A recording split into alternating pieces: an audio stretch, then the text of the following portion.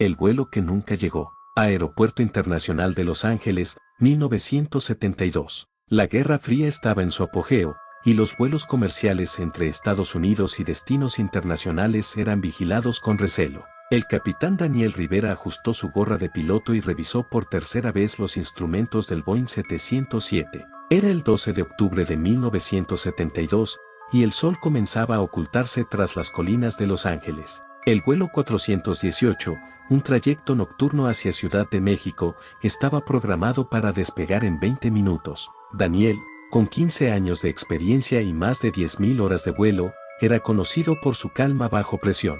Un piloto no solo vuela, anticipa, solía decir a los copilotos novatos, un consejo que había aprendido en sus primeros años en la cabina, cuando los radares meteorológicos eran más un arte que una ciencia. La Guerra Fría había generado paranoia global, los aviones comerciales a veces eran confundidos con amenazas militares. Apenas un año antes, en 1971, un vuelo comercial en Europa había sido escoltado por cazas militares tras desviarse accidentalmente cerca de una zona restringida. Daniel lo sabía, un error de navegación podía desencadenar un incidente internacional. Por eso, antes de cada vuelo, revisaba las cartas de navegación con la precisión de un cartógrafo. En la cabina, el copiloto, un joven llamado Miguel, revisaba la lista de verificación. Capitán, el radar meteorológico muestra tormentas al sur. Cerca de Baja California, ajustamos la ruta.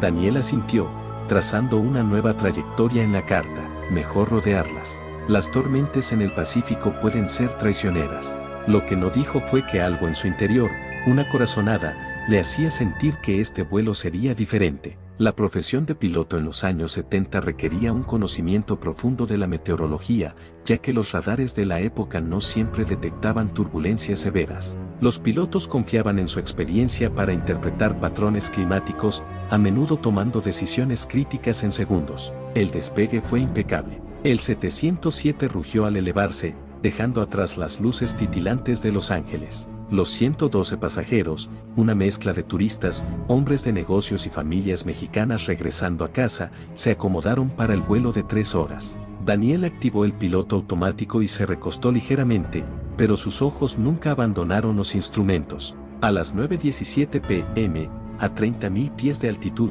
la torre de control de Los Ángeles les transfirió al control aéreo mexicano. Todo parecía normal hasta que, de pronto, la radio emitió un sonido extraño, como un zumbido bajo mezclado con estática. Miguel frunció el ceño. Interferencia. Daniel ajustó la frecuencia, pero el zumbido persistió. Entonces, una voz distante, casi susurrante, se filtró por los auriculares. No sigan, den la vuelta. Daniel y Miguel se miraron. ¿Escuchaste eso?, preguntó Miguel, con la voz temblorosa. Daniel, manteniendo la calma, respondió, probablemente una interferencia de otra frecuencia. Sucede a veces en estas rutas, pero no estaba tan seguro. La voz no sonaba como la de un controlador aéreo. Era demasiado clara, demasiado personal. En los años 70, las comunicaciones por radio en estas zonas podían ser inestables debido a la distancia y la orografía, lo que obligaba a los pilotos a depender de su entrenamiento para manejar imprevistos. Minutos después, el radar meteorológico comenzó a parpadear. «Esto no tiene sentido», murmuró Miguel. El sistema mostraba una tormenta masiva justo delante de ellos, pero no había reportes previos de mal clima en esa zona. Daniel tomó el control manual. «Voy a bajar a 25.000 pies. Si es una tormenta, la evitaremos». Pero al girar el yoke, notó algo extraño. Los controles respondían con una resistencia inusual, como si el avión estuviera luchando contra una fuerza invisible. De repente, las luces de la cabina se atenuaron. Un murmullo recorrió la cabina de pasajeros, audible incluso desde la puerta cerrada. Daniel activó el intercomunicador. «Damas y caballeros, soy su capitán. Estamos experimentando turbulencias menores. Por favor, mantengan sus cinturones abrochados». Pero no había turbulencias. El avión estaba estable, demasiado estable, como si flotara en un vacío. Entonces, el radar mostró algo imposible, un objeto no identificado, moviéndose a gran velocidad, acercándose desde el suroeste. «¿Un avión militar?», preguntó Miguel, sudando. Daniel negó con la cabeza. «No hay base cerca, y ningún avión comercial vuela tan rápido». En 1972, Los avistamientos de objetos no identificados eran comunes, especialmente en rutas transcontinentales, pero los pilotos rara vez reportaban estos incidentes por temor a ser ridiculizados. Dato real integrado: en los años 70, los pilotos comerciales debían completar entrenamientos rigurosos en simuladores de vuelo para manejar emergencias, desde fallos mecánicos hasta encuentros con fenómenos inexplicables. Estos entrenamientos enfatizaban la toma de decisiones bajo presión, una habilidad que Daniel estaba a punto de poner a prueba. La voz en la radio volvió, más clara esta vez: no crucen la línea, no están solos. Daniel sintió un escalofrío. Miguel, contacta a la torre de Mazatlán ahora. Pero la radio estaba muerta, ni estática, ni zumbidos, solo silencio. El objeto en el radar desapareció, pero las luces de la cabina comenzaron a parpadear de nuevo, esta vez con un patrón rítmico, casi como un código. De pronto, una pasajera irrumpió en la cabina, ignorando las reglas de seguridad. Era una mujer mayor, con el rostro pálido. Capitán, lo vi por la ventana, una luz que nos sigue. Daniel, manteniendo la compostura, le pidió que regresara a su asiento, pero sus palabras lo inquietaron. Ordenó a Miguel revisar los sistemas eléctricos mientras él intentaba estabilizar el avión. En la aviación, un yoke es el volante o palanca que controla la inclinación y el rumbo del avión.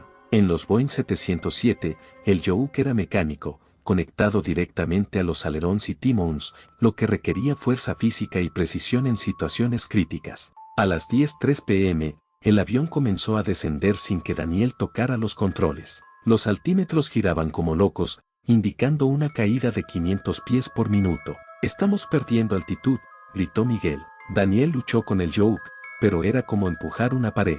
Las luces exteriores del avión se apagaron, y por las ventanas de la cabina, una luz cegadora iluminó el cielo. No era un relámpago, ni una estrella. Era algo vivo, pulsante. Los pasajeros gritaban. Daniel, con el corazón acelerado, recordó su entrenamiento: en una emergencia, confía en tus instrumentos y en tu instinto. Pero los instrumentos estaban fallando, y su instinto le decía que esto no era un problema técnico. La voz en la radio habló una última vez: no pertenecen aquí. Luego, silencio. De pronto, todo volvió a la normalidad. Las luces se estabilizaron, los controles respondieron, y el radar estaba limpio.